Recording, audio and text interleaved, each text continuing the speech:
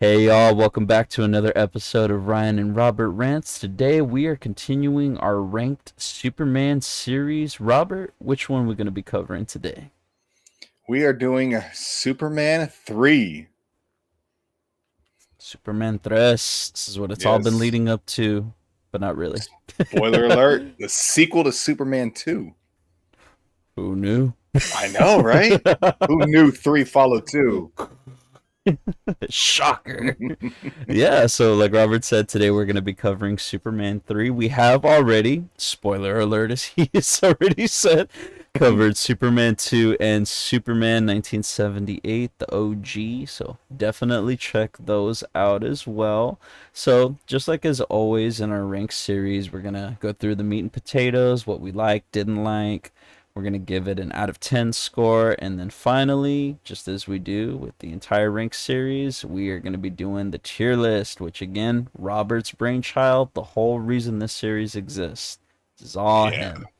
So we're halfway through with Superman, still have another half to go through, but let's not get ahead of ourselves. We're just going to be focusing on 3 today. And as Robert already said, spoiler alert, because we are going to spoil a lot of stuff. We are going to talk thoroughly about this movie. So if you haven't seen it, definitely give yourself some time to check it out if you're a completist, or if you're just new to superhero movies in general and just want to go through the Superman journey. Definitely check it out and then come back, get in the comments. We want to hear from you. Check out the video as well while you're here. But yeah, aside from that, Robert, let's go ahead and just jump right on in. Did you want to do the summary? Is it my turn? I'm not sure. I know, just for a little disclosure, we did watch. I don't know if there's multiple versions of this movie. So just to let everybody know, we did watch the version on Max, or Yes. at least I did. To my yes, and same. To Yeah. my knowledge, this is the only one that exists. Still drama, but not as crazy as the previous two. But yeah, I mean, let's go ahead and just jump right into the meat and potatoes. Did you want to do the recap, or would you like me to start it off? Uh, I mean, I could give it a start. Um, so I mean, we kind of like. I'm not going to go into too much detail of the overall summary, but I mean, the film kind of begins. We get. We're going to probably be saying this man's name a lot, but Richard Pryor. You RP. Yeah, he's kind of like at the unemployment office or something like that. And oh, Yeah. you would like to go into the credits first. Hold on, you like to go into the credits. Do you want to start with the opening credits first? Oh no, Did you? no! We got to start where this movie starts because this is a first in the series so far. We're not jumping straight into the credits. Aside from the first one, the first one does open with the action comments, but Yeah. it does go into the credits as well pretty fast. But this is the first where we get a cold open. We Okay. get a Cool. Cool. cold Cool. open, like you said. Richard Pryor, Yeah. he's there in the unemployment office. Richard Pryor as August Gus Gus Gorman. Gorman. Yes, Gus Yeah. Gorman. Alliteration. Hmm.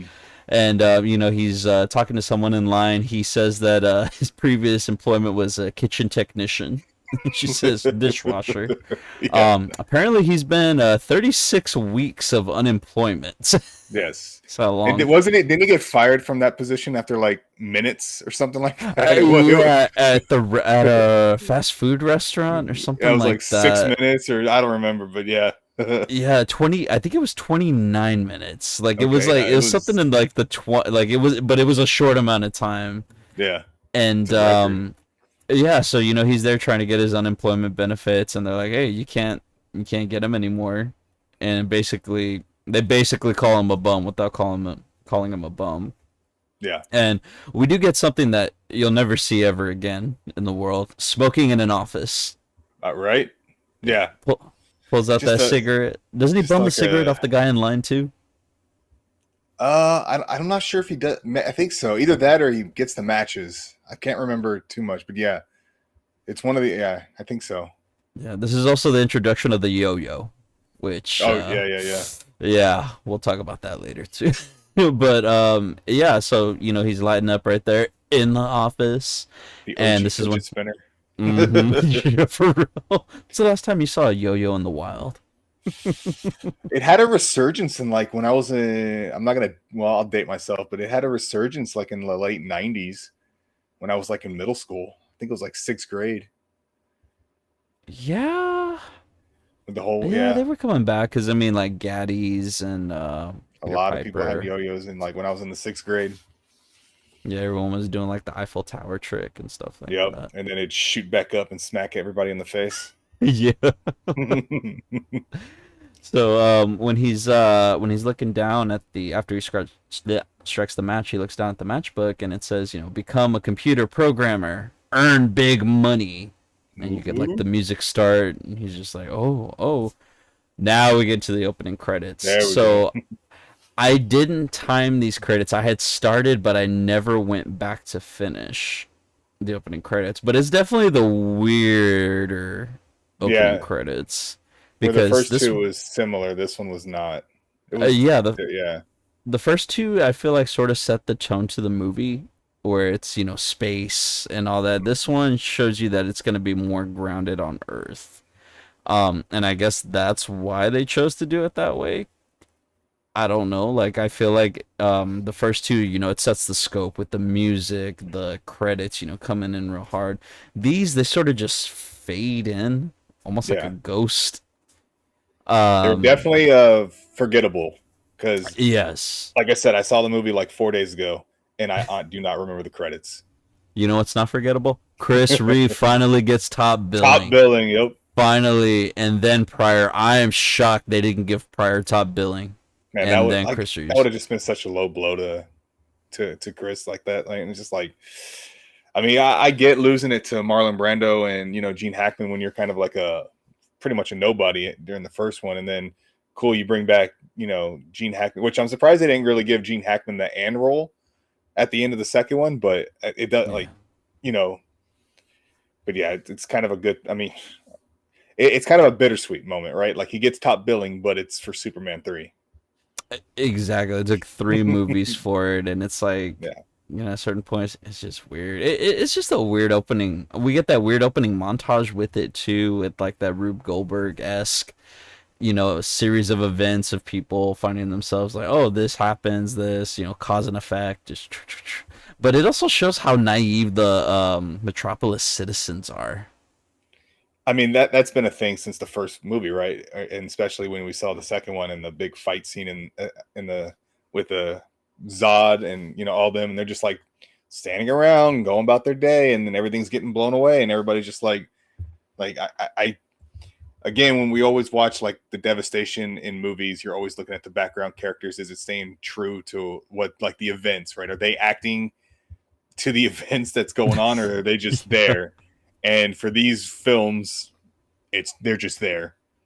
They're Yeah, just there to occupy space.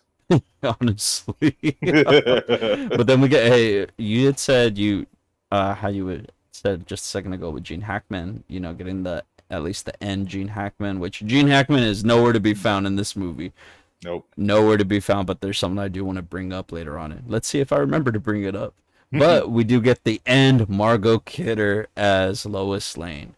Yep. So she is now taking on the mantle of the and. And I mean, she's in And the film for like what 5 minutes, if that. if that, which we're gonna talk Yeah. about in a second on that as well. Still no Superman in a in a phone booth, but we get a photo Nope. booth. Yep. And Mario Puzo did not return to script this one either, and you can tell. Oh yeah. You can tell. But Lester came So back. yeah, Lester came back though. Oh yeah, he came back, but I'm wondering if it's because it was to collect on the funds for Superman 2. It was like, I'll do Superman 3, but if you pay me for Superman 2. If Yeah. you're confused about what we're talking about, check out our previous episode, Superman 2. Learn about the drama. I also read that he really wanted to work with Richard Pryor. That was Yes. another reason why he came back. Yes. And you can definitely tell because he does give Pryor a lot of screen time.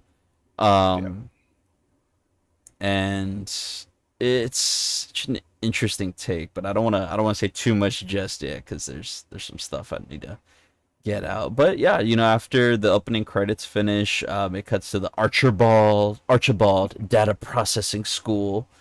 Uh, where we just see this computer class going on, and we see Gus there as well. I like that Gus doesn't know how good he is at the computer. He just is. Yeah, Like he's just like, I don't know. I just man's get been it. unemployed for like half a year, couldn't find anything, and all of a sudden he's a genius at computer programming.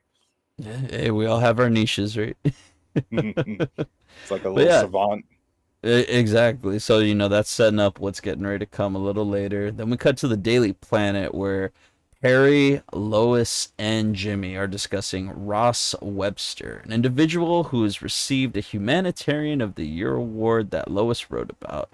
And they're going over the pictures and introducing the rest of the cast as well while they're doing this. One of Perry's first lines, you bring me one picture of him and 15 of this other person. And we find out that the person he's taking pictures of is Lorelei Ambrosia. And Lois's line, she's Webster's. She's just Webster's. Let's Yeah, leave it at that. such a Bond girl name. Yeah, oh, for real, dude. Ambrosia. There's a lot of Bond in here. Oh A yeah, I mean, lot, that's of Bond. been around, I think, since the first one. So it's the motif Yeah, is but this is staying. where they lean into it. Oh yeah. Like, they could throw Superman out of this and put James Bond in here. It wouldn't skip a beat. It would not skip a beat. Yeah, so we get that. We also get Vera Webster, Ross's sister and VP of Websco Industries. Picture looks fuzzy. What? Yeah. Nope. The Nope. That's how picture's she fine, looks. Chief. She looks like that in real life. Like That was the funny. jokes that they make at her expense are so funny. Like, nope. She's just one rough looking person.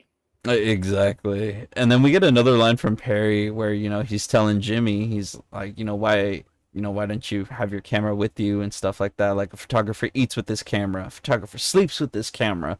And Lois coming back with the clap back. I'm glad I'm a writer. So, I mean, they have somewhat of an understanding of Lois as far Yeah. as the lines go when they were writing the script. So it was like, yeah, she has that wittiness. And we're also introduced to Jingo Bingo, Oh which yes. is like this little event that's going on that they don't really explain pretty much anything about it other than that they're holding a contest for bingo, like a raffle, and it's basically Perry just sending people to South America. That's all it Yeah. is. That's all it is. It's Prize. like a work thing, vacation or something, right? Or I don't I, know. yeah, because the prize is all expenses trip to South America. Yeah. At this point, we're also getting Clark brought into the office, and he brings up that he's been invited to his high school class reunion. He wants to write about how much the typical small towns have changed in the last 15 years, and he wants to answer the question if an individual such as himself goes back to a small town after they go back to a small town after having become a metropolis sophisticate, almost verbatim of what he says in the movie. Yeah. And then he also pulls out the Smallville sweater with the huge S and he holds it up against himself, and we get a small look from Lois, just a quick little glance, like, hmm? And then she just shrugs it off because Lois is going to Bermuda and she's gone. She's gone. Yep. 11 minutes and 53 seconds into the movie, and Lois is gone. Now, if the trivia is to be believed, again, all speculation, all allegations, that apparently Margot Kidder expressed her disgust about the firing of Richard Donner to the producers. And after she did this, her role was cut to 12 lines and less than 5 minutes of screen time. So apparently, there was a DVD commentary in 2006 where the producer said that there was little need for Lois in the movie because of her relationship with Superman, the way that it ended in Superman 2. So it's like, it's one of those things, like, Then why bring her back? Like, exactly. Like, like just all right, cool. If you just fire her, like, or whatever it is, like, I mean, I don't know. yeah, again, it's It all just, hearsay. It's all yeah. just like really weird. It's this has as much drama as modern day movies with everything, and it's so crazy because in a way it's sort of repeating history, sort of repeating itself because the product is suffering. Yeah. It's like you have all this drama. I'm like, yeah, but was the movie at least worth it? Was it worth all the headache and everything? And as far as these last few, not really. Yeah. Spoiler No. alert from our previous videos, but yeah, not really. But Yeah. I digress. We'll get more into that in a little while. But yeah, I just wanted to bring that up. Like you had said, she has like very, very, very little screen time. She's like, bye, guys. I'll be at the end of the movie. I'll see y'all later. But yeah, after this, we cut to Websco Industries Data Processing Center. Gus is now working there and gets his first paycheck. He claims it's supposed to be $225 a week, which, my God, and he gets 143.80. So he goes on a very relatable and very honest response on how he wants his money now and not Yeah. having to wait to it due to all the taxes that are taken out, which I feel that very Yeah. relatable. I'm like, I have something. I'll get political for a minute. So I have one thing I want to say in regards to income tax. It would be amazing if we could get rid of it, but I mean the reality is we can't. Yeah. So I have a fair compromise. I think it's about 33% that gets taken out of every check, right? More or less, to like taxes and like Medicare, social, and all that I stuff. guess it just depends. I mean, Right. I think I'm only getting like 23% taken out, or let's see, 27%. Yeah. So close to 30, right? Yeah, yeah. I So always do like anywhere between 25 to 30%. Like if I'm ballparking math, I usually be conservative and just do 30%. so about 30%. So I have a initiative I want to put out there. It's not the Avengers initiative, not the No. Thunderbolts initiative either. But I have a proposition. If we have to play ball with it and they got to win and we got to have a win, I say drop it to 20%. I think 20% is fair. Keep Yeah. 20% of my paycheck, but I get to decide where it goes. So if I say, okay, you have to pay this money, I want it going to my highway over here that still hasn't been done. Like my parents have been waiting for this highway to be done and it's still not done. So I Wouldn't feel that like be state income tax though? And we don't pay still state though, income still though. tax. But that's what I mean. Like they can figure it out. It's like Yeah. either way, like we're still getting Like stuff taken out, we could and in pay some state way, income I tax, mean, and because then that's what I mean. Like what is the federal money going towards? politicians paying their True, salaries. true. You're not Hmm. wrong. But you know what I mean? Like I feel at that point we should at least have a say in that. And I feel that that's a fair compromise. And we win because we get more money that we get to keep. Yeah. So everybody wins. The way that we win is we all have to lose.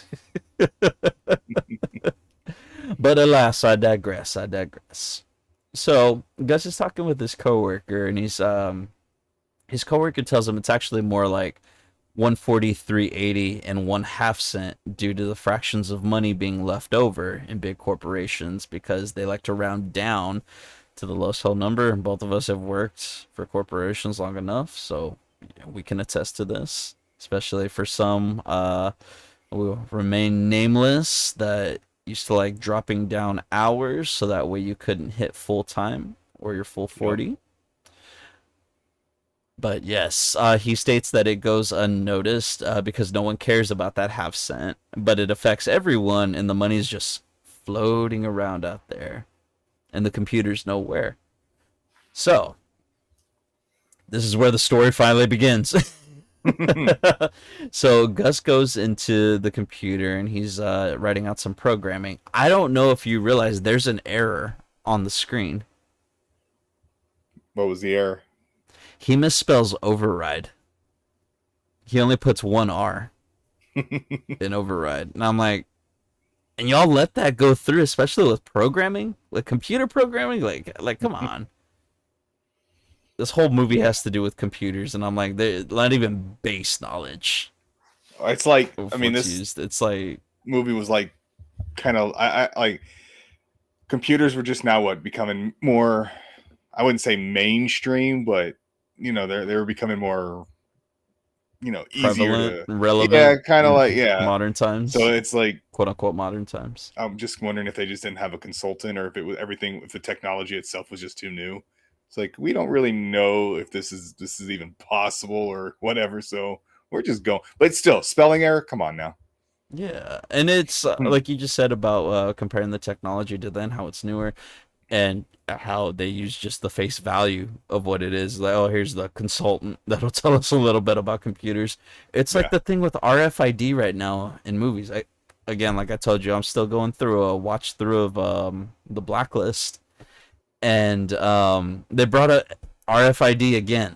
I watched G20 a couple of months ago. They RFID all over that movie. It's like RFID, RFID, RFID. Like that's it.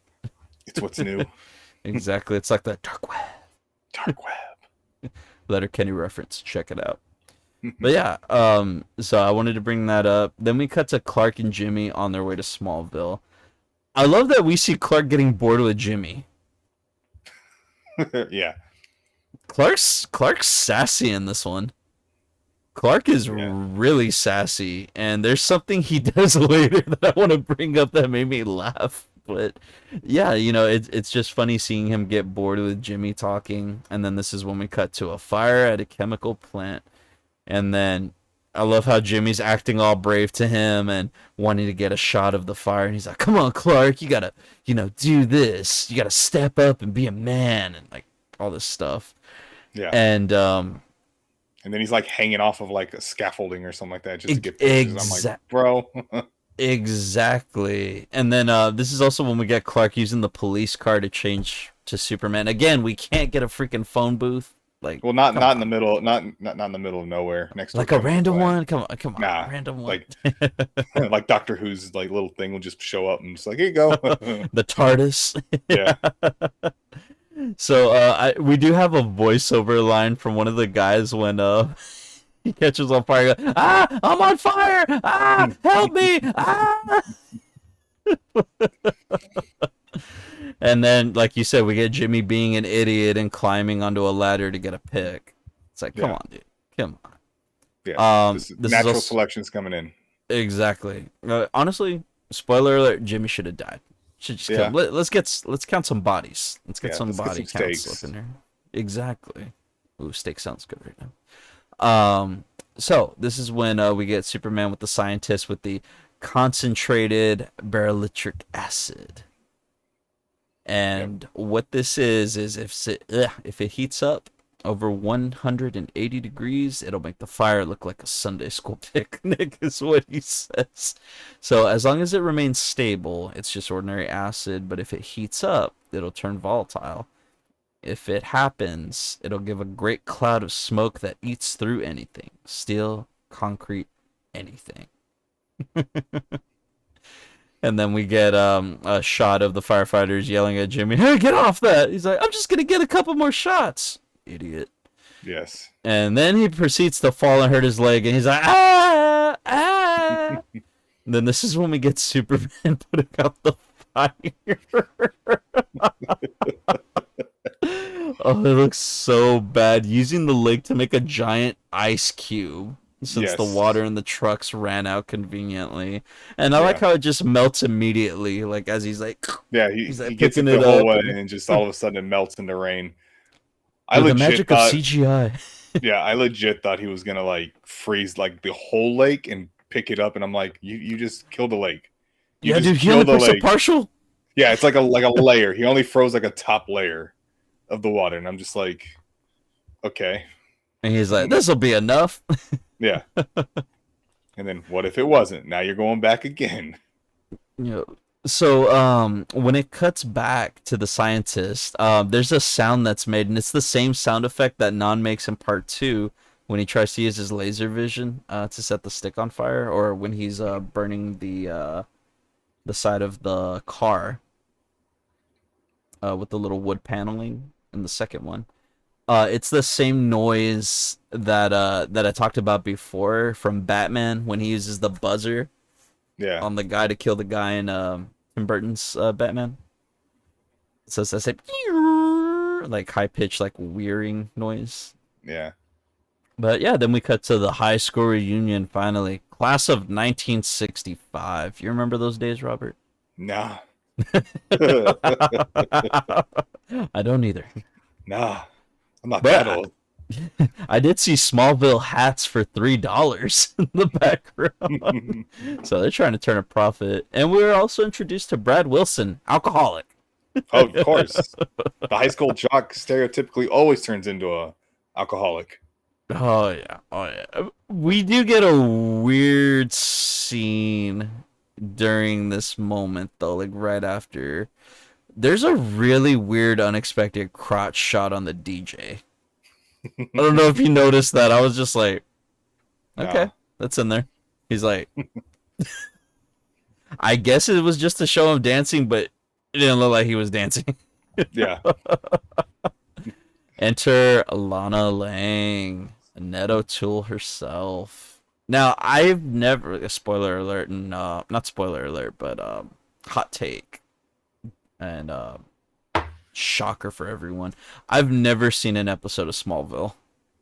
Dang. I've never seen, but it's just because I never found the time to sit down and watch it. But it doesn't mean I don't want to. But I would think it's something that I would like because all the cast that's come out of it, I love the actors and the actresses. And I know that Annette O'Toole's on there. She plays Lex's mom.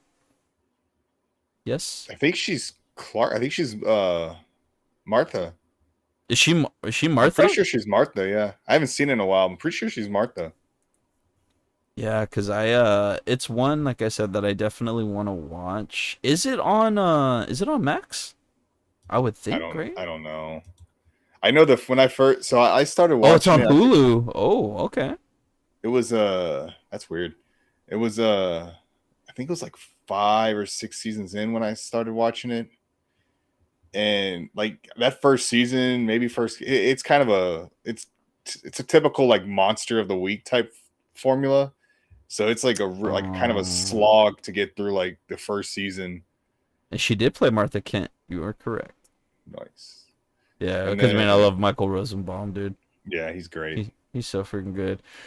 For plug a movie, Sorority Boys. If you can find a copy of it, my God, one of the funniest movies ever. It's so stupid, but you can tell they had a great time making that movie. So yes, Lana Lang. So she confirms that this is the first time that Clark's been back to town since his mom passed away. So, R.I.P. Martha Kent. Martha. Martha. No Why one did you saved say her that this name? So Earth Angel playing at a dance. This is when we get the dance with Clark and Lana to Earth Angel. No, that is reserved for one movie and one movie alone. But this movie did do it first. So, does that mean Back to the Future ripped off Superman 3? Or is Earth Angel, was it just a staple for dances back then? It's possible. I don't think anybody saw this movie prior to Back to the Future. So I think Back to the Future is fine. It's because they used time travel to go back in time. Yeah. And they were like, you know what? That would work great for a movie. So back to Websco. We get a shot of the payroll department printing checks. Gus gets an additional check that he should be receiving for expenses. $85,789.90. That's not a bad expense check.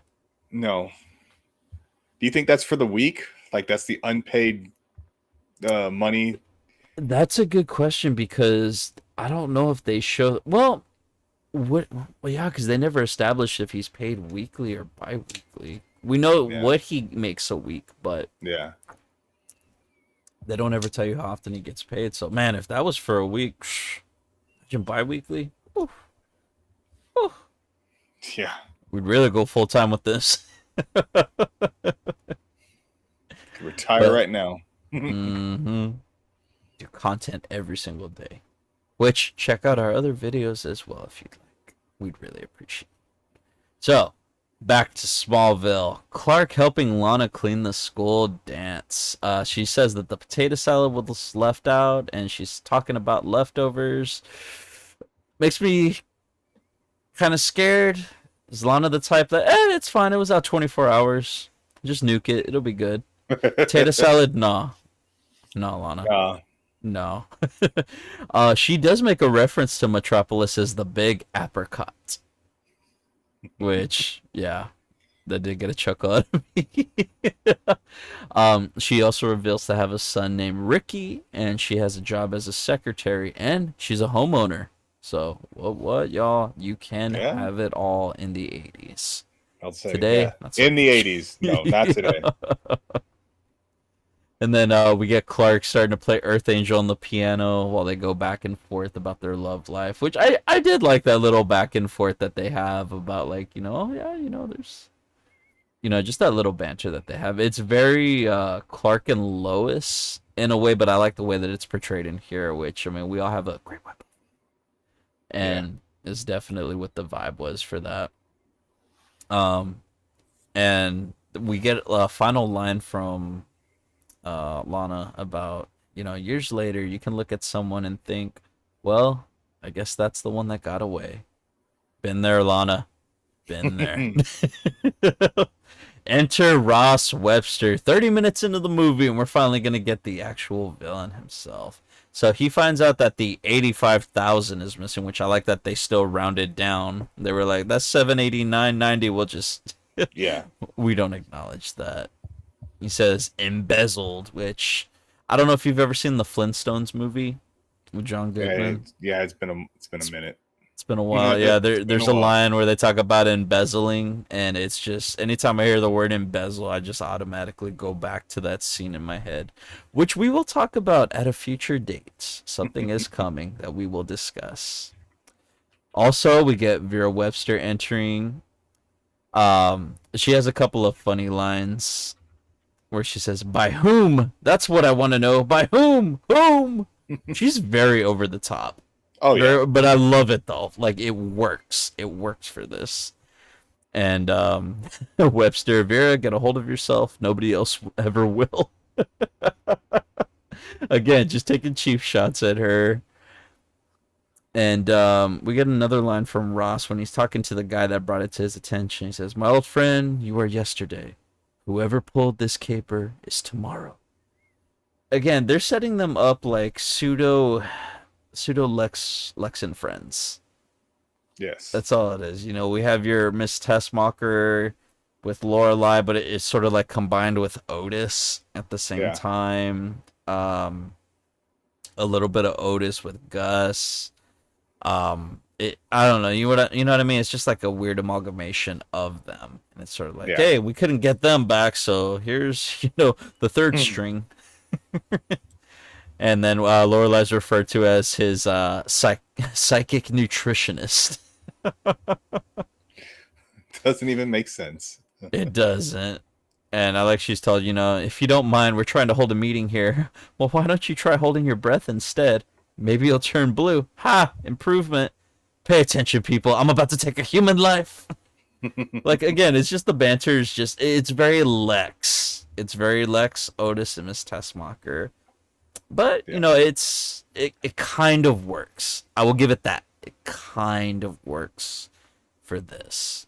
And we cut to the bowling alley scene. There's a lot of cutting back and forth in this movie. A lot of back and forth. And again, like we talked about in Well, I the mean, last one, and you brought yeah, I it will up, say it feels that's like TV edits. yeah. I was gonna say like that's I think Lester's trademark, I suppose, because yeah, they're like when we were talking about the Zod and the Niagara Falls thing, everything was just cutting, cutting, cutting, and that's kind of the same thing with here, where it's like it doesn't allow you, the audience, to like sit in a setting or sit in with the moment with these characters to kind of like like appreciate what's going on or digest everything that's happening, because then it's just like you're kind of getting into it, and then all right, cut, and then we're back into like Smallville, and then like okay, that's abrupt. So it's like now I got to adjust and get back into these characters. Oh, now we're back over here, and it's just like if you kind of just made the scenes longer and just like let it flow better instead of just cut, cut, cut. But yes, I think it's very TV esque style of like editing or storytelling.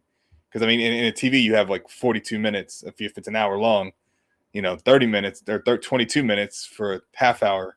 So yeah, you're going to get a lot of cuts, or just depends on how the show is structured.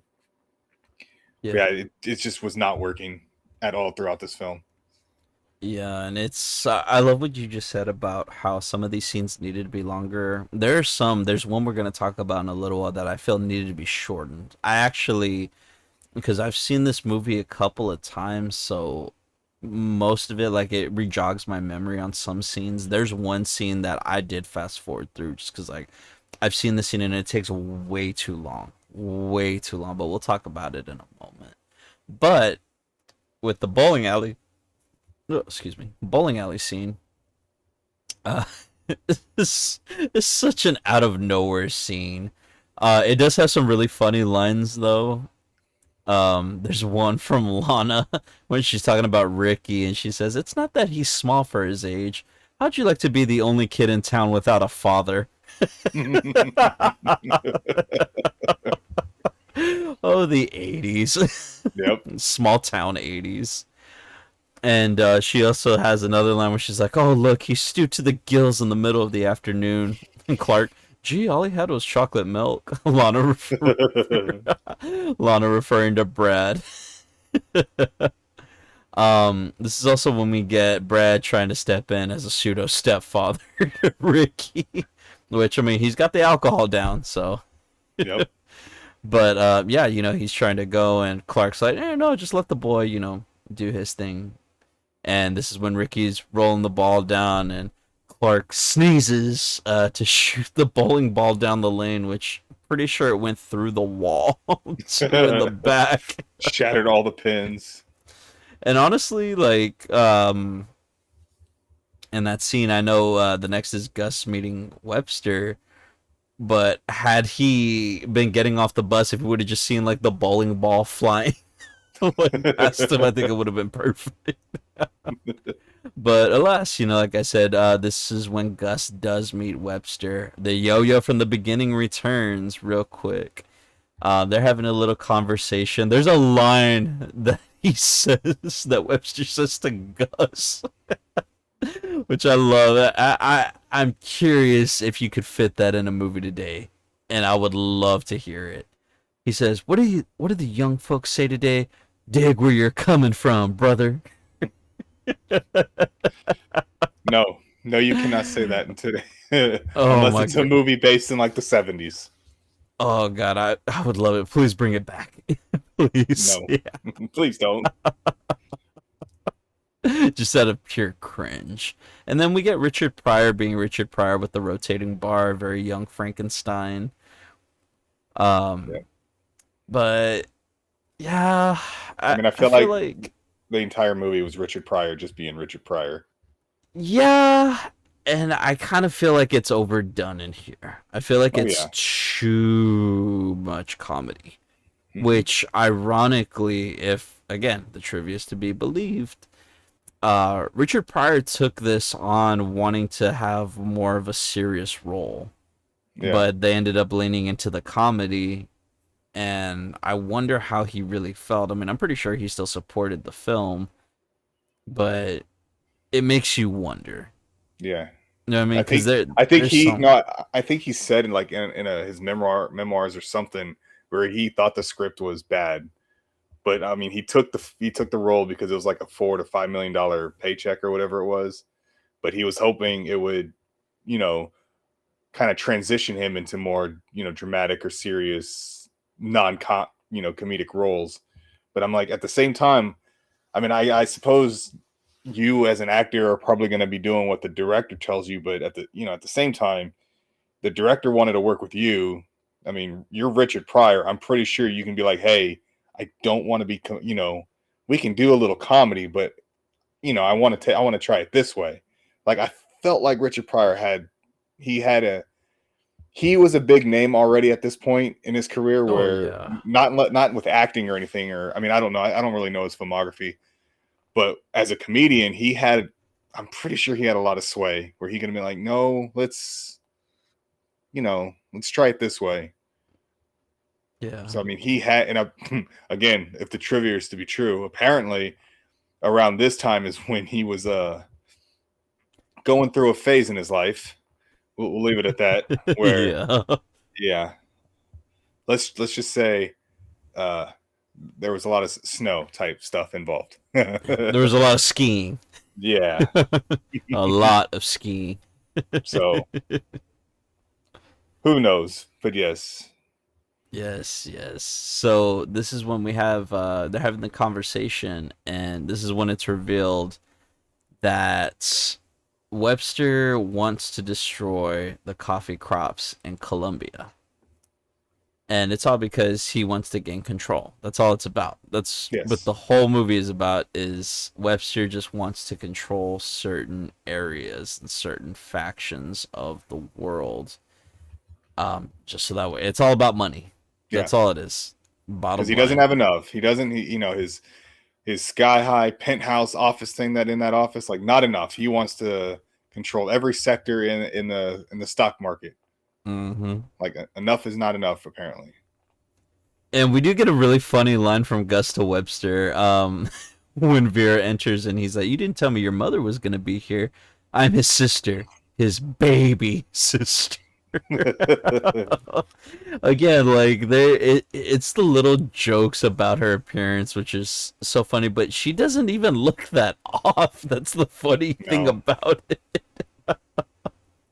not really. And this is when they talk about the Vulcan weather satellite that the government put up into orbit to monitor the weather, and the plan is to reprogram it to alter the weather.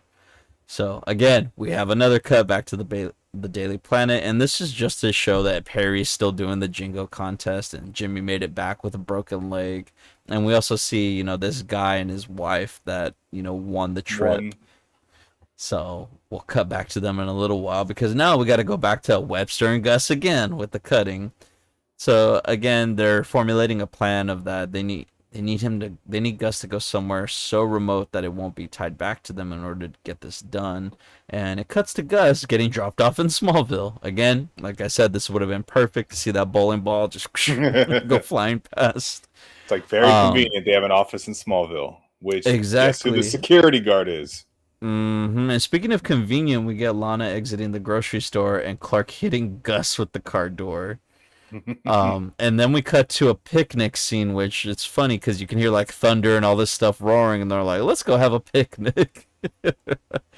So Ricky and his dog Buster are gonna go look for rabbits, Yeah. very of mice and men, and this is when Clark is sitting there. He eats a little bit of the dog food, and they're getting like they're about to get hot and heavy, and Oh yeah. then Lana's like, "Clark, can I tell you something? My oil pan is leaking." And she just gets up and runs immediately over to the car. Um, this is where we hear Buster whimpering. And I love the little I don't know if you noticed the little emojis that popped up on screen for his super hearing. Oh yeah, yeah. Yeah. And then he just turns into Superman behind a fence. Yes. And I love that he runs over, he finds, Ricky in the field about to get chopped up. And the guy's like, "Oh, is he okay?" He's like, "I think he's okay, but you should have him checked out by a doctor." And then he just takes off, doesn't talk to the guy or anything. Yeah. And this is when, he gets Ricky back to them, he talks about him, he takes off. And then this is when Clark's emerging from the storm drainage pipe with Buster. Buster. And, this is when we get Clark being a douche about Superman. Because he is kind of a douche in this scene. Like I said, he's very sassy. They're all excited, and, he just shoots it down when he's like, "Oh, do you think we could get an autograph from him?" They're like, "Could I get his autograph?" And he's just like, I don't know. If I had a nickel for every time some little kid," and then it cuts off. But it's the way he delivers it, like he's just so like, "I don't care," Right. sort of thing. But like I said, it's the weird way that as he's walking off, it's still playing the audio even though it's already transitioned to the next scene, which is Gus walking in the lot. So Yeah. it's a weird cut with how they did it. And like you said, this is when we get Gus and Brad, because why not? Small town, Brad security. I don't know if you noticed, Gus changes his voice. Yeah. Oh, he does. He starts talking all snooty. And then he pulls out that case with all the liquor because, of course, he knew.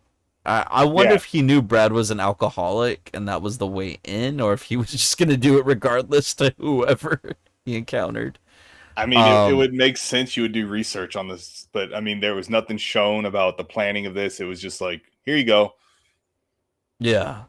And this is the scene I was referring to earlier that I fast forward through because this scene goes on Wait, way yeah, too long.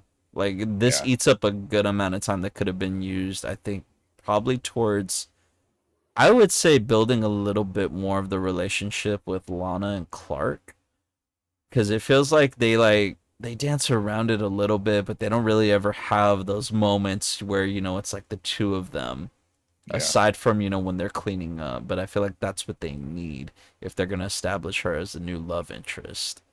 But again, they don't know what they're doing with his love life in Nope. this. So they drink, antics ensue, and Gus gets control of the main system. This is when you see a bunch of different things. He causes an ATM to spit out money, and a guy just starts collecting it all. This one was a weird one. It prints a statement for Bloomingdale's for over 176,000 that a guy receives, causing him to shove a melon into his wife's face. That's a weird scene just because of it shows the statement being printed. It Yeah. shows him opening the statement, which means it would take days for something like that to occur. But they make it seem like, oh, it's all happening in real time, like as he's doing it. And then the messing with the crosswalk causing confusion, dude. The most out there part is the light figures becoming alive and starting to fight with each other. Yeah. that Weird was choices. that was dumb. I was like, Yeah. that wouldn't actually happen. Like, you can make them flicker, like going back and forth between stop and walk, but like, yeah, I don't know. That was an interesting choice. Right. Yeah. Like I say, But it was a choice. and also, I mean, the satellite is only to can monitor weather, right? So how are we controlling stoplights and ATMs? That was something that Computers, because yeah, he's just that good at computers, and that's what apparently. computers do in the 80s, apparently. Yeah. I mean, he kind of did the same thing in Die Hard. The Live Free or Die Hard. Yeah. But at Yeah. least, at this point, computers advanced, right? True. Right. It was a little bit more believable than whatever this movie was doing. Yeah. So, like you said, he starts messing with the Vulcan satellite, and it intercuts with the satellite footage and him entering the coordinates and cutting back and forth. Again, the editing with this movie. He activates it, and it causes a tornado and rain in Colombia. So cutting back to Webster, he's watching the news forecast. It shows that he has a speaking of ski slope. Speaking of Yeah. snow, he has a ski slope on top of a building in Metropolis. Again, like they're Why? trying to make him Lex Luthor. Yeah. They're trying really hard to do it. Vera suggests that now that they control coffee, now that they should go after the oil. Um, Again, this is what I'm talking about with the Richard Pryor stuff is a little too over the top. When he just randomly like pulls the pink tablecloth and then he's acting like Superman and then it's cutting to Yep. the footage of Superman flying and Yep. putting the stuff out with his laser vision, reversing the tornado. Like it was too much. It was too What much. about when he get the skis and goes down and survives falling Oh, off? dude, too campy. Bruh. Like I wouldn't even say campy. I was like, it's just too Like, much. I was expecting Superman to come in and save him, but like, so yes, he's Dude, going. I had So a false memory that he did. and like, yeah, and it's just like he gets on the skis, he goes up and starts skiing down, and then he goes off the building and he's falling. So I'm like, okay, cool. He's gonna. This is where Superman's gonna come in and save him, because I don't know if they were already talking about this part in the film where they were gonna go after Superman, or even if they do it later, right? But like, this is where maybe the a conflict within Gus is gonna start coming in, because he knows he's doing bad things, or at least he's doing things for a bad person. So this is where Yeah. I felt like you know, him being saved by Superman was gonna like turn something in him, right? Nah, he just falls. he hits the glass with the glass at a slope like this, and it skis Yeah. down and falls to them. I'm like, my man just fell like what 50, 60. I don't know how tall this building is. It's a Hmm. skyscraper in Metropolis, and he falls all the way down. And I was like, nah. I almost turned the movie off at that point. I don't blame you, dude. I don't blame you. Ethan Hunt made a fall just like that, and he cracked the glass by Yeah, landing on it. This dude just perfectly lands on it. yeah, But I'm glad you brought something up. So again, this also ties into what I was saying about how hard they try to make it like Lex, the movie. Um, Lorelai says kryptonite, and then she proceeds to start calling other things or Kryptonham or Kryptonheimer. And they ask her how she knows about this, and she responds that she knows a few things. And Vera does have a funny line where she's like, "So I understand from the graffiti I've seen." But Webster confirms it to be correct by remembering that he read it in an interview with Superman, and Webster says that he can have Gus have the Vulcan satellite look for kryptonite in space, which again, it's the same thing they did in the first movie when they were trying to yep, look for kryptonite. The only difference is with this, they end up just finding the results of what kryptonite is as far as components. yeah. So I wrote down what the computer had said. It says an intense Same. heat fusion components, plutonium 15.08%, is it tantalum 18.06%, xenon 27.71%, promethium 24.02%, diallium 10.62%, mercury 3.94%, and unknown 50.57%. The math does add up. I did do the math just to make sure that they at least got that correct. So Right. they can do numbers, they just can't spell. Okay. Well, Um, and I love that the whole reason he came up with the unknown was just because he looked at the side of a cigarette box just put and just said, tar. tar. Yeah, it's tar. Boom, it works. Like And he's a we computer programmer, not an expert on the periodic table. right. So we cut back to the Daily Planet. So Perry White's hearing it from the couple that won the contest because they did show them in Yeah. Colombia in a church while everything's going down. Um, and I love that Otherwise, they come back and that whole story beat would have been useless. Like it kept cutting back to this bingo thing, and then it would have just ended up being useless if they didn't, I guess, show him in South America getting near a tornado. Like it just would have been a whole like what would have been the point of it? It's just is yeah. it just to include Perry in the movie? Honestly, yeah. I mean, it's because it's the only time he ever really shows up. Yep. Or it is just because of this whole contest. It would have made more sense if it was Lois or something like that that was there, but again, it holds weight to the rumors about what we Yeah. talked about earlier with it. But yeah, and then we also have Lana calling Clark to ask if Superman can come to Ricky's birthday on Wednesday. Such a random day to hold a birthday. Yeah, I know. I mean, I don't know. The Like, 80s, small town 80s, dude. I mean, I hope it's in the summer. If not, that kid should be in school. Yeah. Well, I mean, remember he doesn't have a dad, so No, maybe he's homeschooled. No, because she works. So where else is that kid gonna go? well, not bowling, that's for sure. Yeah. So Gus goes ends up getting the kryptonite. Cut to Smallville. They decide to hold a ceremony in his honor for his heroic acts, and they give him a key to the city. Gus and Vera show up disguised as military officials. Gus goes on a rant about plastics and chemicals and Superman, and he gives Superman the fake kryptonite. So now from there we cut back to Superman at Lana's place. The music plays when it starts affecting him.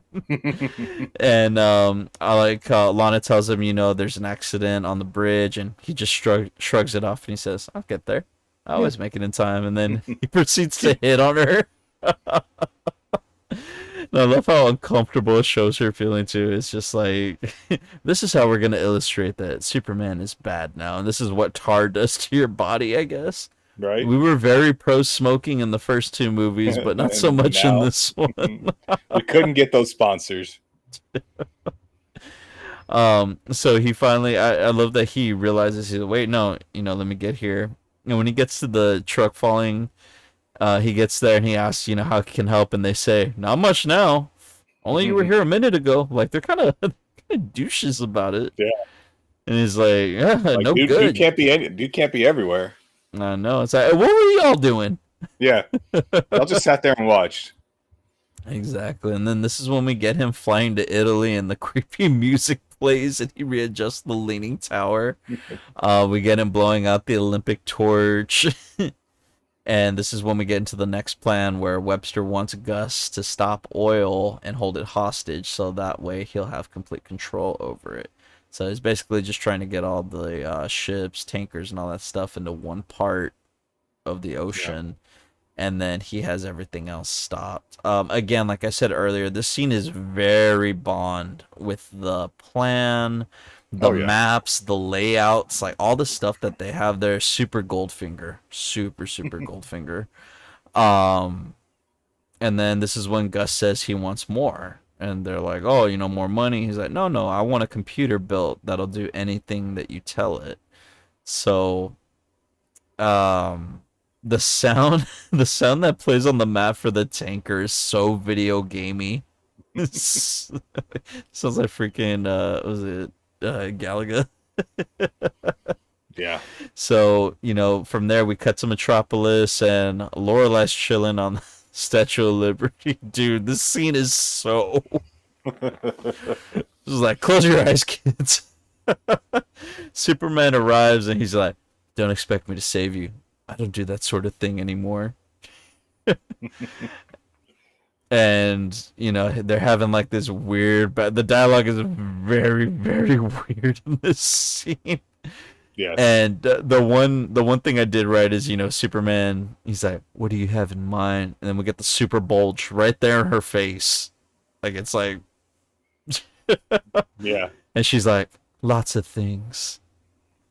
And, from there, it just... You're like, did I download the wrong movie or something? Dude, for real. And basically what they want him to do is move a tanker that's headed to Metropolis. So the way he does that is he slams into the side of the ship, opens it up, and causes the oil to leak into the ocean. And then I love, like, right after he does that, he goes back to Lorelai at the fake ski lodge with the sultry music playing, dude. And he takes her to the super bed. Oh, yeah. But yeah, dude, oh yeah, this, again, really weird scene. Really weird scene, especially for a Superman movie. And then we get the gas station scene. It says 2 gallons to a customer for oil.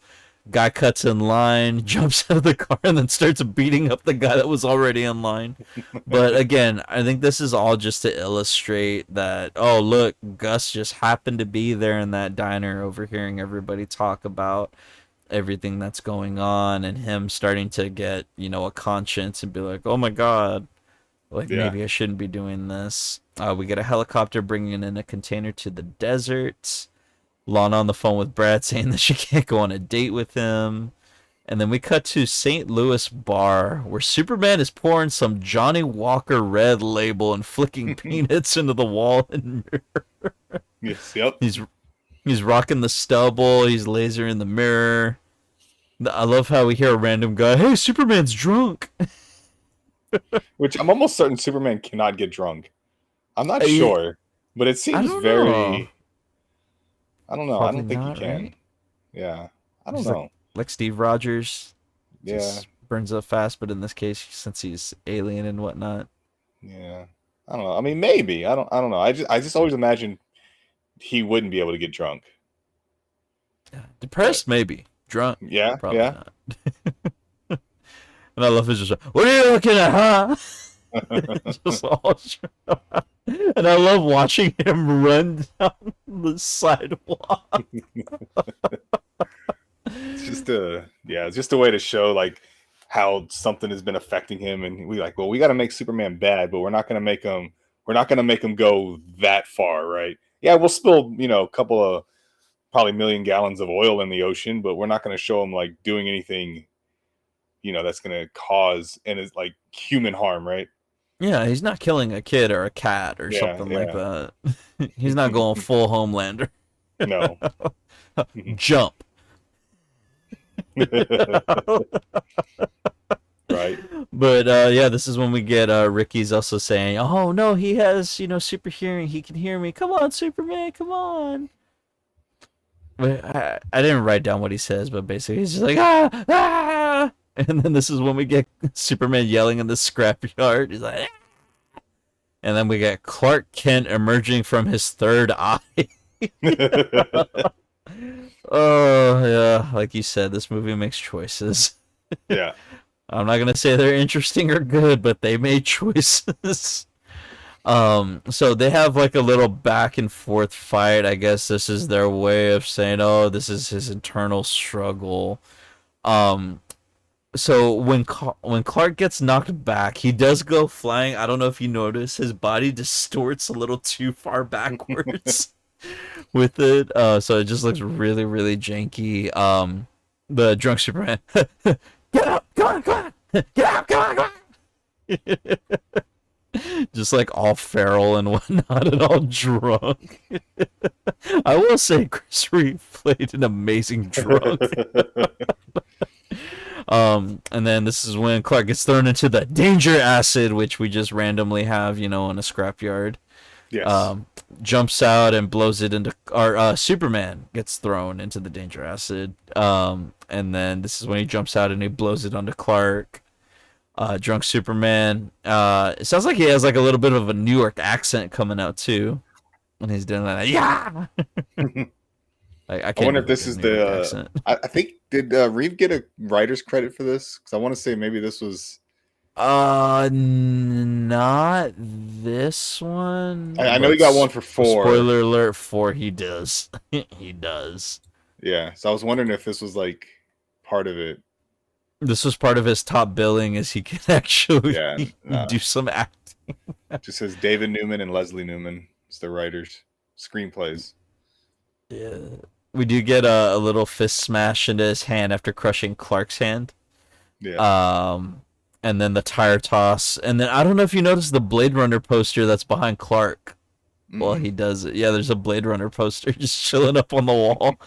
And then I love that the whole way to defeat him is Clark just choking him out until he disappears. And then Superman's back, guys. That's all it took.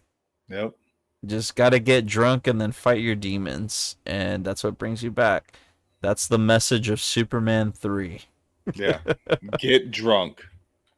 Yeah, and then I love... God, this is so bad. He uses his super breath to blow the oil back. Yes. From the ocean. Yes. Into the tanker. Yeah. You know they From just the reversed ocean. They just reversed the... It's so bad. And then putting it back in. Yeah. And then, we get him flying back to the fake ski lodge. We get a video from Vera saying that they're... I'm assuming this is the Grand Canyon. Or it's supposed I didn't really to be. take it. Yeah, I didn't... I mean, there's Some sort of canyons canyon. in like right. in the Southwest United States. So, I mean, it could be Canyonlands. It could be Grand Canyon. I mean, but yeah, it's definitely most likely in like probably Utah or Arizona area. Yeah, and this is when they use the motorized balloon chairs to fly into the canyon. Again, very Bond. That's something you would see in James Bond. Yeah. What did I put? Oh, the pushing of the red button makes the same noise we've heard in the past. So this is when they get down into the computer. We found out that it's all built in a remote cave in the canyons. Miniatures, though. This is when Superman shows up and we start getting him fighting the rockets. We get miniatures with the rockets coming out. I don't know if you noticed that from the ground. Dude, the 8-bit Superman on the screen with the score and the rocket level. Like, my God. Yeah. Again, I wonder, because precursor to Batman Forever. Yeah, I read that Atari had made a Superman game that went unreleased. I wonder if this was that game. Oh, it had to be, dude. I'm just like... It had to be. This was the cross promotion. He's Yeah, like, "Hey they kids, they loved it couldn't in the get the movie. Now you cigarettes, can play so it." it's So like, maybe no, we we didn't could love get him in the movie. The movie. um yeah, dude. And then again, when he's fighting the missile, his janky body flying dude when he's flying by the missile, when he's hit by the missile, he's like Yeah, it's so bad. it's, oh man. So he finally, defeats all of that. He gets into the cave, and then this is when we get the invisible shield. A floating bubble, dude. A Yes. floating bubble. And I don't know if you ever saw them. It was back in the day. They used to have these little bubbles. You would put like this thing. It was sort of like in a tube. You'd put it into a straw and then you would blow the straw. Yeah. Yeah.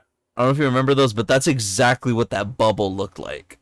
Yeah. Is that stuff that was in the tube. It's so bad. So bad. And then again, Gus is still developing a conscience. So he's like, you know what? No, we're hurting Superman. We're hurting him. We can't be hurting him. So he uses the yo-yo. It comes back. This is what Yo-Yo Ex Machina uses it to zip line down. And then this is when we with get the their mini small fight. string. Yes, with the small string that can hold up a 180-pound man. Yes. And then this is when we get the mini fight with Webster and Gus when they're fighting over the screw that he takes out to shut down the machine. And after that, all of a sudden, like, yeah, now the computer's self-sufficient. Yeah. And it's like, it's feeding itself. It wants to live. Like, they never outright named it, but I was wondering if this is like a, I mean, it kind of had the same look to Brainiac. That's what I was thinking too. But they never named it or whatever. And I'm just like, I was wondering if that's what, and that's another issue I kind of had. Like, yeah, we get Luthor and we get Zod, but then like, in this one, we don't get a true villain. Like, a lot of the characters for this movie was created for the movie. Like, other than Robert, alcoholism is the villain of this movie. Yeah, apparently. Cybercrime. And Tar. Yeah, Tar. Yeah, I'm guessing that was supposed to be like a hybrid or whatever of Brainiac or something. You know what it screams? It screams Sony Spider-Man universe products. We can have this in here, but we won't say it or acknowledge it. Yes. And we don't know what we're doing either. Like this movie would fit perfectly in Sony's current collection of in association with Marvel movies. It's like in association with Superman. Yeah, oh god. So this is when we get Vera getting turned into part computer. Which, again, why not at this point? Why not? Because it just reminds me of the Trapper Keeper episode of South Park. Dude, yes. Just absorbing. Yes. We are Trapper Keeper. What are you doing, cat? But yeah, they make it look like she dies right there because she blows up when the power is reflected back on her. It's like, you see an explosion. I'm like, Vera's dead. Yeah. So again, this is where Superman takes off and comes back, and look, the stuff from the beginning came back. What? That was the whole point of that scene. Exactly, just to come back at the end. And like, look, we're smart writers. Exactly. We brought things back. We were planning this from the beginning, everyone. It's like, yes. Yeah, like the good producers job. of Joker. You did your job. Yeah. Oh god. But yeah, so he throws it on, it melts through the ground, destroys the computer. And this is when everything collapses, people are like slowly coming out and whatnot, and he goes and he sees this hand, and he starts moving this beam, and you find out that it's Gus, and he goes in to reach for his hand, and dude, the handshake. So I rewound this scene so many times because I needed to know who initiated that handshake like that. Because I was like, my brother. Handshake. What did you So discover? it was Gus. Of course. Gus initiated the handshake, but I had to make sure. I had to Right. make sure. I needed to know if it was Superman or not. Like he was gonna be like with Gus, he's like, "Can I say it? Can I say it?" But yes, I digress. This is when he gets Gus out of there. They're flying up in the air, and they stop over.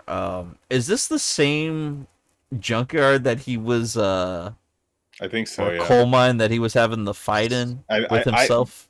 that's what I thought. I'm not entirely sure, but I think it was. Yeah, because it looked exactly the same, Yeah. like it. And They then just, if not, they just repurposed the set, and they didn't do a very good job of repurposing the set either. God no. And this is when he just Superman, goes up to a piece of coal. He just like squeezes it in his hand. It turns into this big, huge diamond. And he has Gus stay there to get a job working on the computer there in the coal mine. And Gus decides, it's not for me. Yeah. And again, we get more Richard Pryor doing his thing and whatnot. Superman. Like, oh yeah, And we go way back. Like, all right, just move on. Like, we yeah, did it's it. like Yeah. I don't. I I felt don't like need they another cut the 5 scene minutes. or whatever, and they didn't call cut, and they just kind of let him go, and they were just like, yeah, that's funny, we're gonna use it. They just were like, they didn't have anything written for that, and they just like, you know what, go be you. We're not gonna call cut. We're just go, and then they're like, yeah, we're gonna use that because that was pretty funny. Yeah, they could just cut it. Bus stops that way? Nah, this ain't for me. Bus stops over there? Okay, cool. Like it Yeah, would have been good.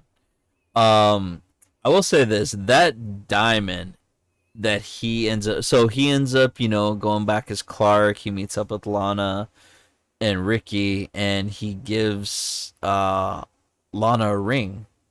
And he's like, it's not exactly the same, but it's a little bit bigger from it. Dude, that diamond that he gives her is so much smaller than the one that he made from crushing that coal.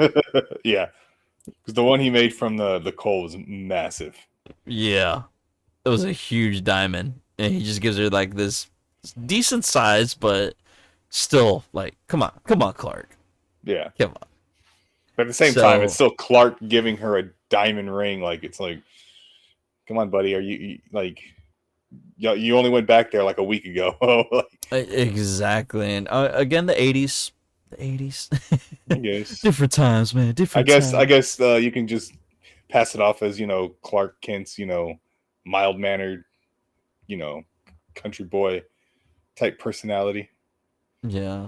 Which, you know what? He's not really Clark in this movie either. I mean, he's Smallville Clark in this one. He's not Metropolis Clark. He's not, Lois. Oh. Which kind of goes back to his project, right? Like his reporting. Like, you go back. So you're in the city for, I don't know, let's see, it was 12 years passed from his 18th birthday. So he would have been 30 in the first movie. Yeah, because he says 15 years. So it's 5 years probably removed from the city. And he goes back to Smallville, and he turns back into Smallville Clark Kent, not Metropolis Clark Kent. Which there's probably not that much difference between the two. Because, I mean, Clark has to maintain that kind of personality. But at the same time, he sees Lana, who he had a crush on in high school, and all of a sudden he's back to fawning over again. Forgets all about Lois. Oh, yeah. Speaking of the return of Lois, with 6 minutes and 11 seconds left in the movie. Now, did I plan that transition? Was I a writer of this movie and planned it? Well, Answer? maybe you can explain not. the 3-week vacation that she was on for her article on the corruption in the Caribbean. I knew I was onto something when the taxi driver kidnapped me. See, I'd rather that movie would have been so much more interesting. I get like a Manhunter-esque type of Michael Mann movie going on. Something, or like make it like a 6-episode thing, like directed by like the Penguin or something, like directed by Richard Donner. Yeah, right. That would have been great. It's like, oh, you wanted to support him? Well, guess what? You're out of this movie. And Richard Donner's like, you know what? Let's go make a movie or a series. Lois in the Caribbean. Or Caribbean, however you want to say it. But yeah, and then we get Superman flying back to Italy, fixes the leaning tower, and then we have the guy just like breaking the towers Yeah. again because we saw him earlier as well. Then we get again Superman flying towards the sun, then towards off screen, end credits. Credits. Dude, I don't know if you watched the end credits. No. Dude, don't they hurt my freaking eyes the way Really? that they did it because they have it like coming at you, but it's Mm-hmm. almost like if you were looking through like at a library, you were looking through like index cards and stuff like that. Oh, okay. Interesting. But it's coming at you like that at an angle, almost like Guitar Hero. But Yeah. instead of having it at an angle where it's like manageable, it's like right there. Straight. Mm. Yeah, it's a bad job, dude. But yeah, that is the end of Superman 3. Robert, what do you give this out of 10? Man. So I'm gonna go. Before we went on, I wrote down. I didn't take too many notes throughout the movie. Um, for no other reason, no real reason. Honestly, I was probably working on other stuff on the computer. Um, yeah. So I did write down two things that I did like. So I actually did like that's where I thought maybe Christopher Reeve had a writing credit because he said one of his favorite parts of this whole movie was, um, kind of the identity crisis between Clark and like Superman. Like when Superman gets affected by, I'm guessing they never really call it, but it's like a hybrid of red and black kryptonite, which red Yeah. kryptonite, I think, I don't know. I know it was in the comics, but it's really predominantly used in Smallville. Like that's where everybody like kind of gets it from. Where red kryptonite affects Superman, where he's just like he kind of loses like inhibition, right? So he's just like he doesn't default to his identity. Like he's Superman, he's going to be Superman. Like he's not going to hide his whatever. And then black kryptonite is able to somehow, again, comic books, right? Is you split the personalities, right? One good, one evil. So I kind of did like that. I mean, again, it definitely should have been explained more, but I liked that kind of duality of Superman and Clark because that's always been the most fascinating part of Superman because Superman's a literal god, right? It's kind of hard to like provide characterization to a character that can literally do almost anything. Like he's got like one, I guess, two weaknesses if you count like magic, but they never. So his one real weakness is going to be the Clark Kent side of it. And I think that's where this film kind of does something different with having both personalities kind of interact and conflict with each other. Again, I wish they would have went in more in specific um, about maybe just call it Black Krypton. I don't even know if whatever it is that like they didn't call it anything. I don't know if they just didn't want to take creative liberties. I mean, they sure took creative liberties on other aspects of this movie. But I did like it. The junkyard scene is not very well choreographed or whatever. Uh, Yeah. I mean, but again, like you could chalk it up to a byproduct of its time, but it still doesn't hold up well. No. Maybe then it did, but now it definitely doesn't. So I liked the foundation. The execution, however, was not done. It could have been better. So, and then the other part is, I think going back with Clark and Lana, I did like that build up, that relationship building between the two. Again, it provides. I mean, if you're not going to include Lois, you can include, his high school's crush. Which I mean, again, that they explore the crap out of that in Smallville, almost to the point where you're just like, can we move on, please? Um, yeah, because I mean that series doesn't get better until Lois actually comes in. But Oh I did wow. like it. Yeah, I did like it. That part. I wished again. I kind of wanted more from it. Like you said earlier, like there's probably some scenes they could have shortened to provide more like elsewhere. Because again, Clark Kent is probably the most relatable, right? If you're gonna do Superman, you got to make Clark Kent the relatable character because that's who the audience is gonna relate to. We're not gonna relate to Superman, like Yeah. so. Those are the for sure the two things I liked about it. If I had, if I picked again on paper, it was the foundation. They had the foundation. It just wasn't executed on to its full potential. And then what I didn't like is literally the rest of the movie.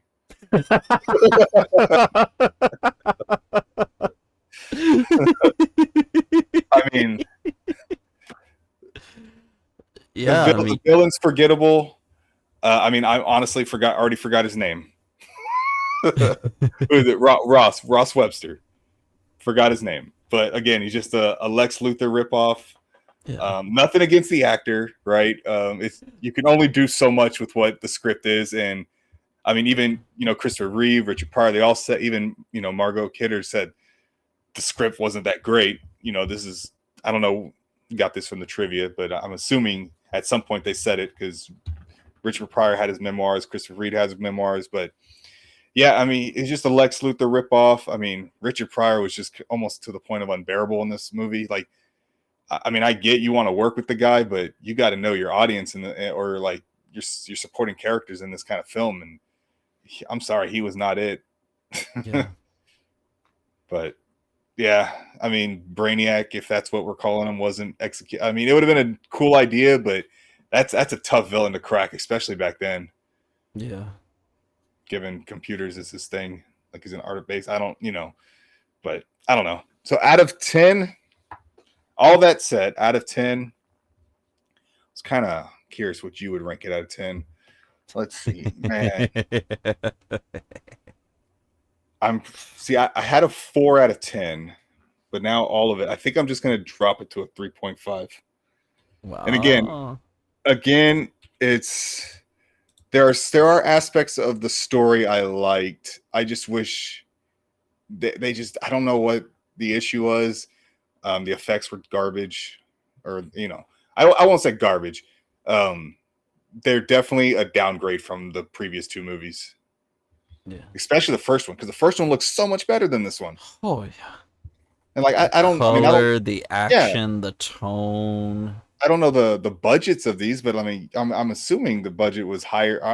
It doesn't really matter, but I mean, I don't know if they just had the producers had faith in it or what, but It's the directing, man. yeah, It's the I don't vision know. of the film. It's just, at the end of the day, it falls on the director to make sure everything is set. They have the final say. Of course, the producers ultimately have the final say because they're the ones financing it, especially if we're talking about this franchise. Yeah, But, at a certain point, I think, like, they just couldn't be allowed to be told no. yeah, And they just know we want to do it our way. Our way is the best. Like, that's what this reeks of. That is yeah. what this reeks of. Of maybe we shouldn't do it, but no, we're going to because we know what's right. We know what winning is. So, with that being said, did you have anything else you wanted to say on your end? No, I'm gonna look up like the box office numbers from. Yeah. While you're doing that, I'll talk about mine. So Yeah, go for it. I just like the previous film. I've seen this one a couple of times. This movie is somehow weaker, but on par with two. Okay. Like you said, there is a story here. There's a story Yeah. here, but it's weak.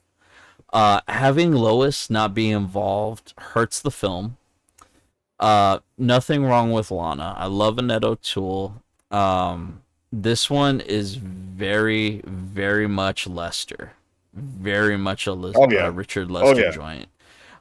The opening credits, like I said, feel weird along with the opening sequence. They try really, really hard to make Webster and Company a pseudo Lex and gang.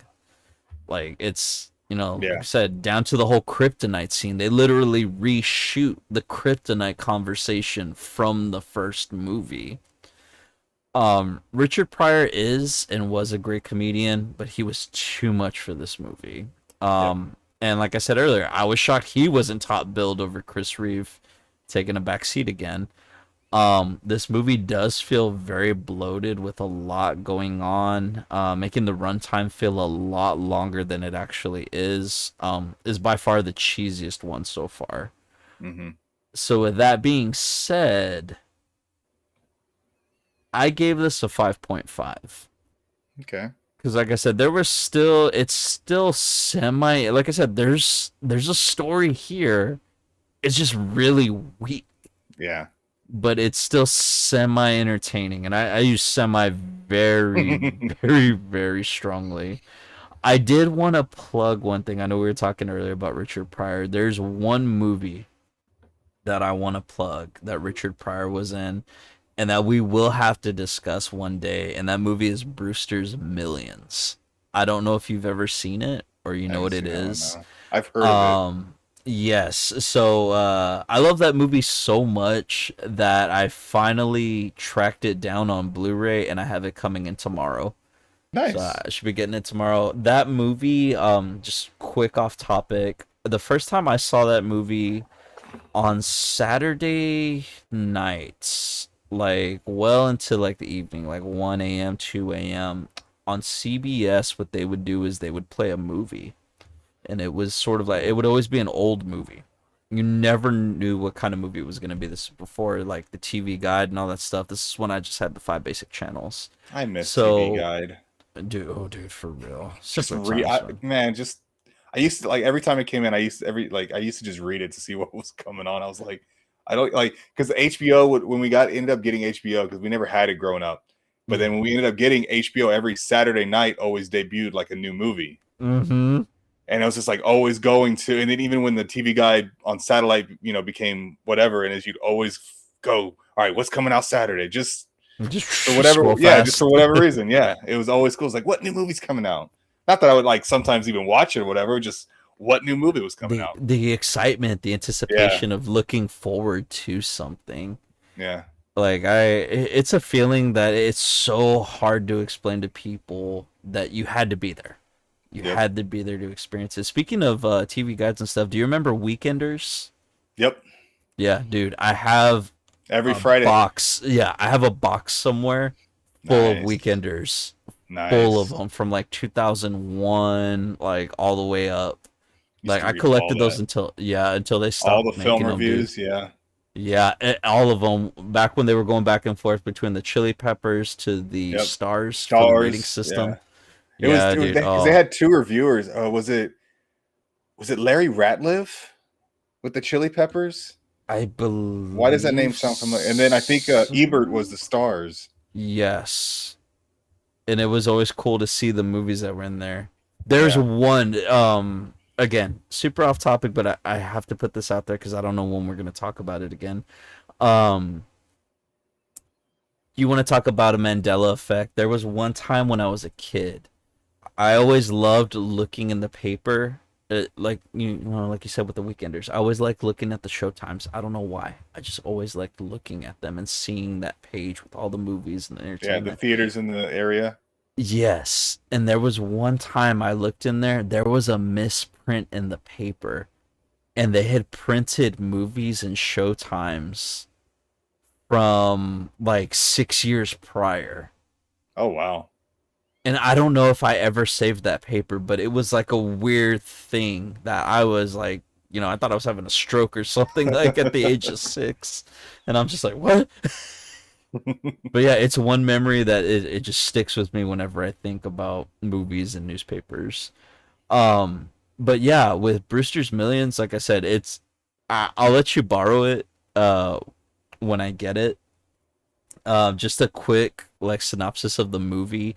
It's basically he's a guy who finds out that he's related to this like super rich guy, and he basically says, "I'll give you all this money, but you have to spend a certain amount of it within a month or something like that, and you can't have any of it left." And there's stipulations to how he can spend it. So if he's able to complete spending all of it, he'll get an even bigger amount of money at the end of it. Okay. And it's a really good movie. It's of its time, but I really, really enjoy it. And again, like I said, I saw it at like 2 a.m. on CBS on a Saturday. And it's because I used to stay up late, like doing my homework on Saturday nights. So I would just have like stuff on in the background, and then I just remember doing math and watching that movie, and I was just like watching. I was like, "Oh, what is he gonna do next? What is he gonna do next?" And John Candy's in it, so No, okay. It's like, yeah, the ultimate duo for that movie. So right? it's a really good movie, highly recommended. But alas, and I digress. 5.5 out of 10 is what I'm leaving off on this one. Nice. So I Now did that look we up have, what real was that? quick. I did look up Yes. the box office lifetime gross. Oh So yes. the This, first Superman was sitting at 100. This is without any re-releases. First Superman was at 134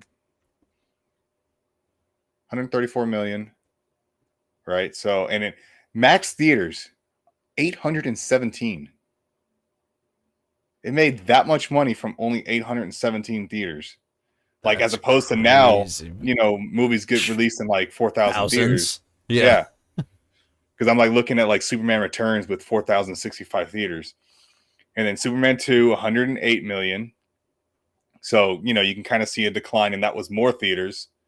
Yeah. Had a higher opening, but you just didn't have, I guess, the repeat viewing or the word of mouth. I mean, as you Yeah. can see, like kind of how our tier list has gone, like But then people must have not taken to Superman 2 as well, or the marketing for Superman 3 was because the next one, Superman 3, made just under 60 million, Oof. right? So then, and then after that, I mean, Quest for Peace, 15.6 million lifetime gross. Uh, and we will definitely get to that one Yeah. next episode. But thank you for that. Thank you for looking that up. And like you said, it gives you a glimpse into just what that time was like at that Yeah. point, and especially like you said with the tier list, with the way that that's going. Which, speaking of, now that we have finished going over the meat and potatoes, it is now time for us to switch over and do our Superman tier list.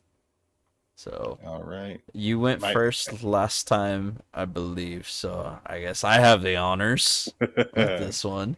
So, with that being said, let me pull that up on my end. Okay. All right. Superman 3. So, it's definitely not going to be an A, and it's not going to be a no, B.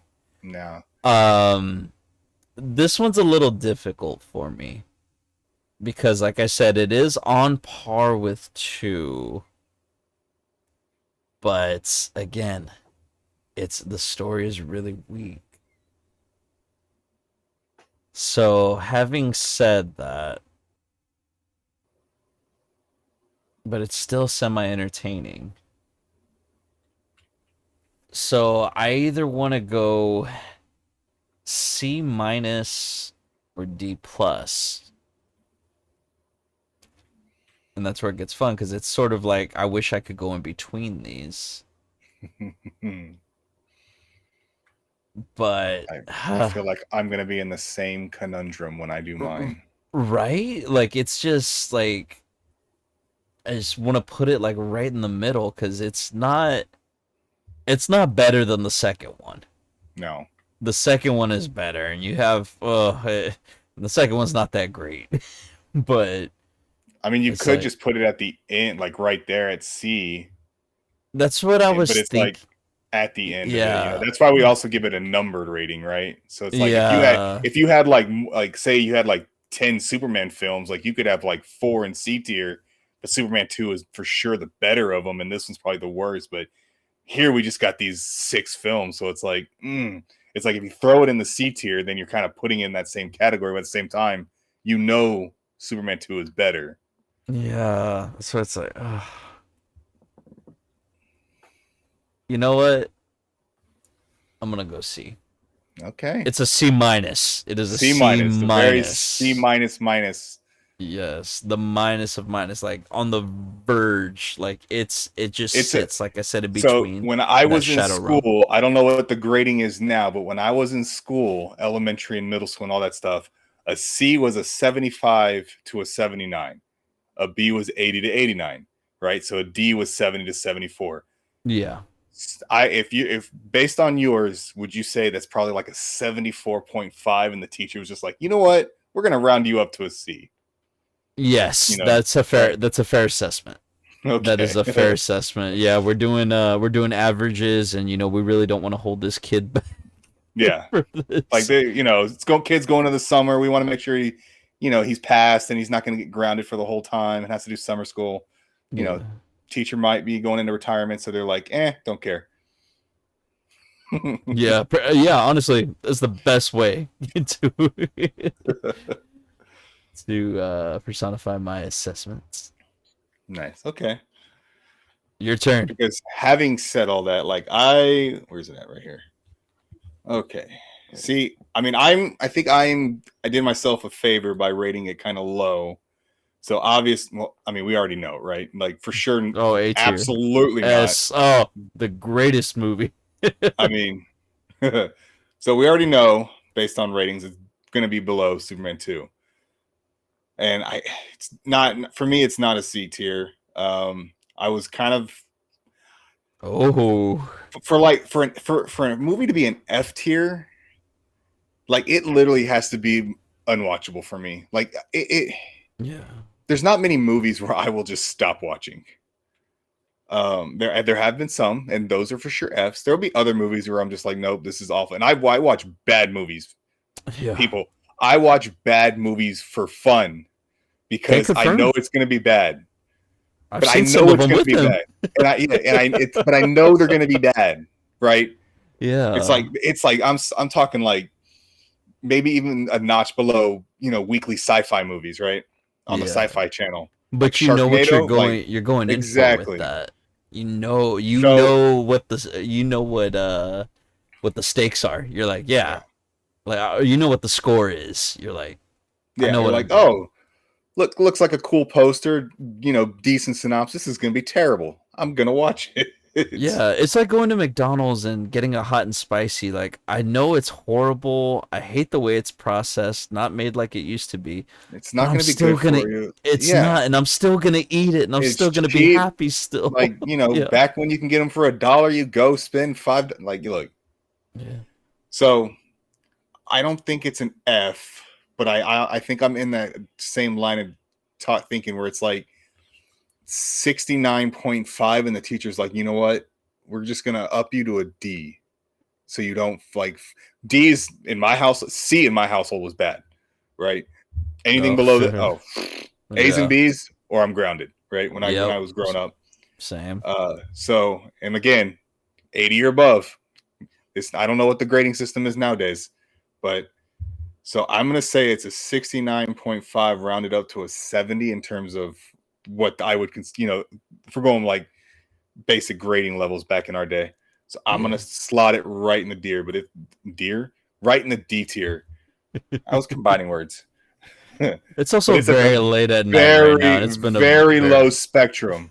Very bottom of D. That is fair. That is fair. Because again, there are some things I like about this movie. And there, like Ryan said, there is a story here. It's weak, but there is some foundation that they did that could have been explored upon, but they just did not execute it well. Yeah. I agree. And we still have 3 movies to look forward to more. as well. So I mean, this could change. But I thought this one was an interesting shakeup. I have a feeling where we're gonna land on the 4th one, but I don't want to get ahead of ourselves too quick.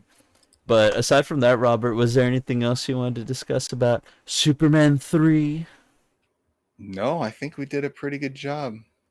Awesome. And I think y'all did a pretty good job as well sitting through listening to us talk about this, which thank y'all so much for your time, your patience, and as Robert always says, please get in the comments. We want to hear from you on the rank series. Where does Superman 3 rank for you? Do you agree with our assessment? Do you have your own assessments? Do you think Superman 3 is S tier? We want to hear from y'all, so please get in those comments. Robert, did you want to tell them a little bit more about what else we got going on the channel? Sure. I mean, if you are watching this video, then I hope you have watched our first 2 videos ranking Superman and Superman 2. And if you haven't, please feel free to check those out as well. We have a lot of fun doing this rank series because we did the Mission Impossible, all 8 films. Feel free to check all those out. That for sure was a franchise Ryan and I hold near and dear. So that was a lot of fun.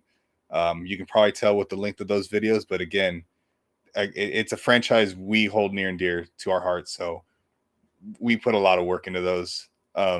We also have a bunch of trailer reactions on the channel. So feel free to check them all out. I mean, I don't even know what our count is anymore. We have pretty much trailers going live every day. Yeah.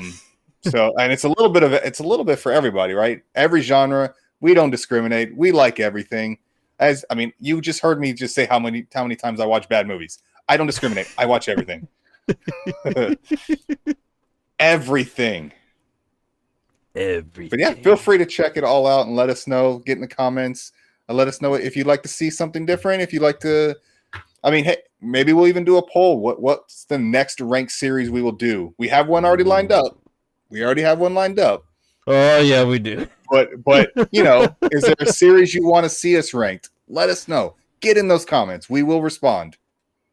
Yeah, couldn't have said it better, Robert. Thank you as always, and thank y'all as well. We'll catch y'all on the next one.